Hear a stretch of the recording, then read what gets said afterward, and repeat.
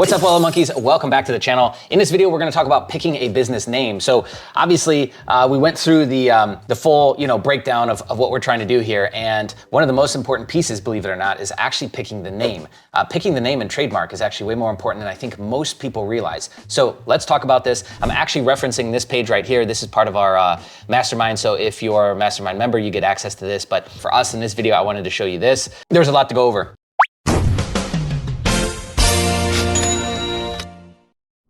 It all really comes back to the classification in the NAICS code base, which you'll see it's just naics.com/search. You can go there and search for yourself. Also, too, they put out this high risk and cash intensive industries. Essentially, this is like their warning system of industries they kind of want you to avoid. This will be industries that are harder to underwrite for. Banks are going to be more strict on. You might run into issues with the IRS if the amount of revenue that you've got doesn't match up to the industry, and a plethora of other things that you might run into. But this list is not up to date. So this list is a little bit old, and they don't plan on updating this because it says 2022 to 2027. So I don't think they plan on updating this anytime soon. So I found that interesting, but let me just give you a snapshot of that. I'll give you the link to this as well down below. It's hosted on the NAICS website. So now that we went through that, I'm gonna actually go through it deeper. But what's up, Wallet Monkeys? I hope you're enjoying that content. I wanted to take a quick minute and just explain a couple ways that you could get more access to us. So first things first is if you've been watching us for a while and you've been getting value from the content, just take a second, like and subscribe, maybe comment below. Algorithmically, this stuff helps a lot, so thank you for that. And if you want access to exclusive members only content, meaning videos and posts, then you're gonna click that little join button underneath, and I think it's $5 a month, and that'll give you access to that. If you want beyond that and to join our private community, we have a private Discord community, and you can get the link underneath this video in the description. You'll get access to dozens of channels talking about personal credit, business credit, entrepreneurialism, side hustles, real estate, and everything in between, as well as get access to, I think, 4 different training courses. So that's it. Thank you so much for your support. And now back to the video. Let's go through some basics. Do's and don'ts of picking a business name, right? Don't use state names, don't use historical figures, don't use public figures, don't use trademark terms. So you can just go to justia.com and search in their trademark library to see if it's a trademark term. You're gonna get yourself into trouble if you do this. And it's gonna be way harder than it needs to be if you're not paying attention, right? Not using state names, historical figures, public figures, that should all be kind of obvious, right? Make sure that it's easy to spell if it's a public-facing name that you're gonna use so that you've got a domain associated with it. And so let's say you're rattling off the domain to somebody. Do you wanna be saying like Mississippi or something that's really, really hard to spell? Sorry guys, but Mississippi, I am constantly forgetting how to spell, right? Or Massachusetts, or like something like that is hard to spell. Or if we're trying to like be slick and creative and do a spin on words, so it's something that is a normal word, but we've shortened it. Like we've taken, for example, the word categories, but we put a Z in it, or we took a couple letters out to make it, again, slick or creative. That might be hard to convey or hard to like shout out if I'm in an elevator and I'm just trying to pitch somebody really quick my domain name, and maybe I don't have a business card on me. That's what I'm thinking of when I'm picking a business name as well, right? Make sure that the code isn't considered high risk. We'll go over that in just a second. For example, real estate investing based businesses are considered high risk. Check for trademark, I already covered that. Yeah, obviously you wanna make sure that it's not a word that's viewed as prejudiced, like across the boards. I know everyone's super sensitive right now, but trust me, that'll go away. We'll come back down to normal. Everyone will relax at some point, but just make sure that out of the gates, on a good day, it's not considered prejudiced, racist, etc. right? We just don't want to deal with that. If you're gonna get the trademark first before you set up the LLC. Just get that done in those order of events, right?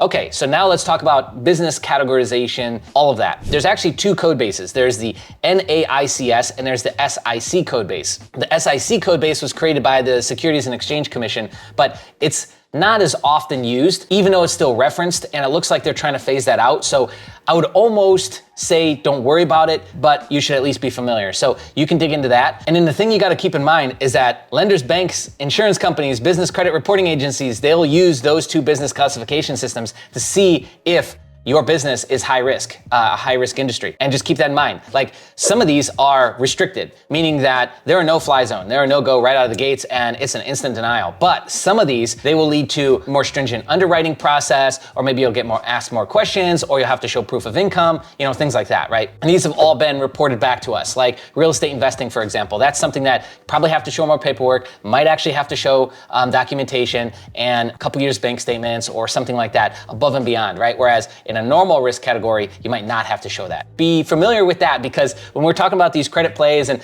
no docs up to 50K and this and that, well, it might be docs for you if your category is considered high risk. So just keep that in mind. Okay, so here's a quick look at all the restricted, and it's everything that you would expect: weapons, bail bonds, check services, gambling, adult, where's adult entertainment? It's down here in high risk. Yeah, I think it's restricted. Probably need to update that. Gaming, gambling, anything crypto related is going to be in there. Political campaigns, candidates, or committees. I thought that was interesting. Pawn shops, public administration, county, state, federal government agencies, X-rated products. Yeah, okay. All right, so high risk. Here's the two sections there, which essentially I'm just taking what was in the PDF and then adding to it because there's some stuff that's missing in there. Agriculture or forest products, auto, courier services, computer and software related services, which sucks. Dry cleaners, entertainment, general contractors, gas stations, convenience stores, healthcare, special trade contractors, hotels, motels, anything else that's in reference to investing of any kind.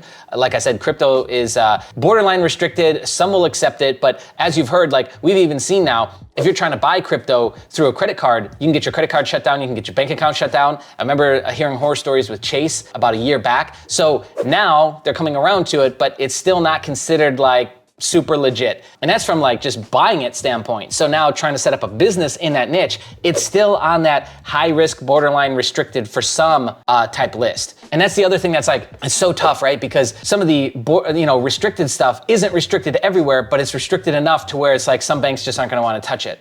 Whereas high risk isn't the same. It's not considered like that, right?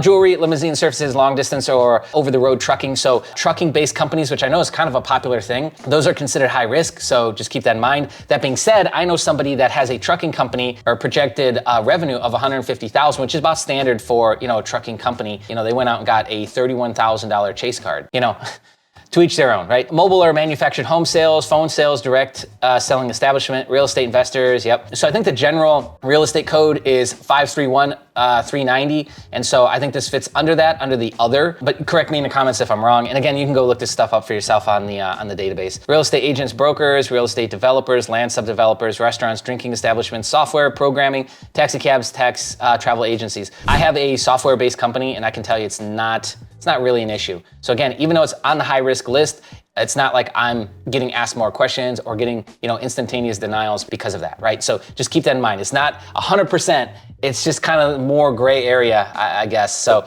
anyways, that's the do's and don'ts of picking a business name, risk categorization, all of that fun stuff. Again, I'll have the link to the PDF from the NAICS below, but I'd love to hear your thoughts and your feedback in the comments below. Thanks for watching. See you next time. Hey, you should subscribe. 60% of you are not subscribed yet. Right there. Okay, bye.